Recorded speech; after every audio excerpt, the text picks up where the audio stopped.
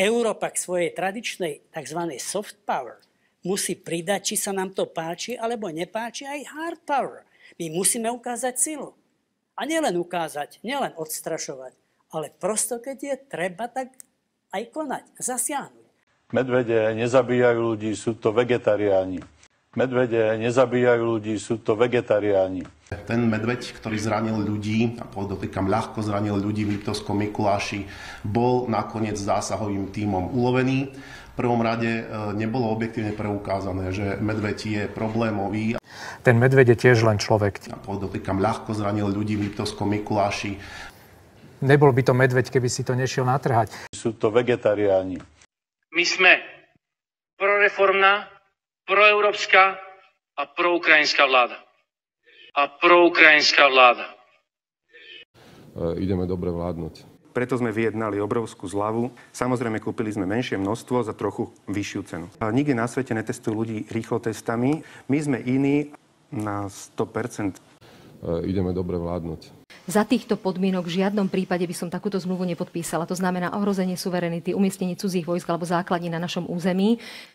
Viem dopredu povedať, že ak naše hnutie bude súčasťou budúcej koalície, nehrozí, že na Slovensku bude vybudovaná akákoľvek vojenská základňa bez toho, aby nie, že o tom rozhodla vláda, ale bez toho, aby o tom rozhodli ľudia v celonárodnom alebo teda celoštátnom referende. V progresívnom Slovensku máme na to jednoznačný názor v zmysle, ak sú tu prvky priamej demokracie, ako je napríklad referendum, tak má byť urobené všetko preto, aby ho ľudia mohli realizovať, boli o ňom informovaní. Jediná cesta je naozaj, aby sme sa dostali z pandémie, cez očkovanie. Chceme sa klamať? Dnes je vyhláška ministra zdravotníctva, kde je kategória povinných očkovaní. No. To je to, čo sme hovorili. Čiže sa to tam len doplní. Doplní a vybavené. No dobre. Ak si nedáme povedať podobrodky, tak štát bude musieť zaviesť povinnosť, inak nám skrachuje ekonomika a vypnú sa nemocnice. Takto tvrdá je realita. Dobre. A presne takto postupne ich budeme proste dávať dole z internetu, vôbec z bežného života, jednoducho budú chodiť zaruškovaní, náhubky budú mať, nebudú môcť cestovať. A ja sa budem z toho tešiť a znovu ďalší PCR test na ďalšieho aj. Dôverujem odborníkom a preto vakcínu aj dnes považujem za jedinú cestu, ako poraziť vírus a vrátiť naše životy do normálu. Byť zaočkovaný neznamená slobodu. To bolo klamstvo. Ako dobre vieme, protilátky sú protilátky, preto sú protilátky, lebo sú protilátky, čiže bojujú proti vírusu. Tam pošleme do tých rozvojových krajín, tam môžeme poslať všetkých, čo sa nechcú dať zaočkovať. My musíme ukázať silu. Problém je ten, že keď chce mať človek doklad o tom, že je riadne preočkovaný, tak musí ísť na druhú dávku. Ale z hľadiska imunity sa zdá, že by to zrejme potrebné nebolo. Má to smysl, rozhodně to má smysl, je prokázané, že ta čtvrtá dávka chrání, i když ta ochrana lhůta po té čtvrté dávce je kratší než u těch předcházejících, ale zaplať pán Bůh za to. Dôverujem odborníkom. Dodávam dôležitú poznámku. Byť zaočkovaný neznamená slobodu. To bolo klamstvo. A čo je lepšie, ako si dať koktail aj cez deň po obede? A čo je lepšie, dať si koktail cez obed a nikto nevie, že pijete alkohol?